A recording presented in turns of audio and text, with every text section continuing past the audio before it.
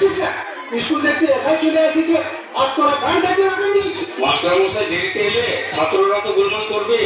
কি মাস্টার মশাই এত দেরিতে আসছেন?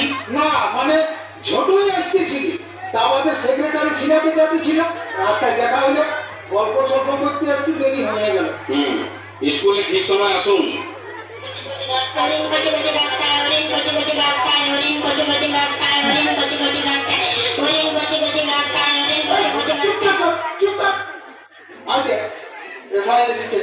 স্কুল দেখতে দাঁড়াচ্ছ দাঁড়া।